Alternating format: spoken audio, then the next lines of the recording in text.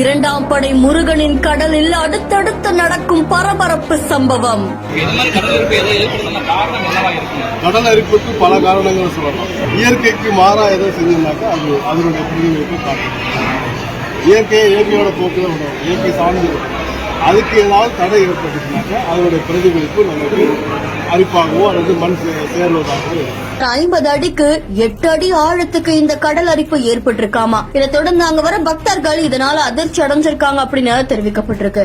ஒரு பக்கம் ஆபத்து ஏற்படாம இருக்கிறதுக்காக படிக்கட்டுகள் பகுதிகளில் தகரம், அதுக்கப்புறமா தடுப்பு வேலைகள் வச்சு பக்தர்கள் இறங்காத மாதிரி அங்க அடைக்கப்பட்டிருக்காமா. இன்னொரு பக்கம் ஏன் இந்த கடல் அரிப்பு ஏற்படுது அப்படின்னு ஆராய்ச்சி மேற்கொள்றதுக்காக கடலோர ஆராய்ச்சிக்கான தேசிய மையத்தோட குழுவினரும் அங்க குவிக்கப்பட்டிருக்காங்க. திருச்செந்தூர் சுப்பிரமணிய சுவாமி கோவிலுடைய கடற்கரையிலிருந்து அமளி நகர் வரைக்குமே கடல் அரிப்பு குறித்து ஆய்வு மேற்கொண்டிருக்காங்களாமா. புவி அறிவியல் அமைச்சகத்தின் கீழே இயங்கி வரக்கூடிய தேசிய ஆராய்ச்சி மையத்தை சேர்ந்த ராமநாதன் அப்படின்றவருடைய தலைமையில 9 பேர் கொண்ட குழு ஆய்வு மேற்கொண்டிருக்காங்களாமா. இதை தொடர்ந்து கடல் பகுதியை ட்ரோன், அதுக்கப்புறமா GPS கருவிகள் மூலியமா ஆய்வு செஞ்சு அதோடைய அறிக்கைய புவி அறிவியல் அமைச்சகத்துக்கிட்ட வழங்குவாங்க அப்படின்னு தெரிவிக்கப்பட்டிருக்கு.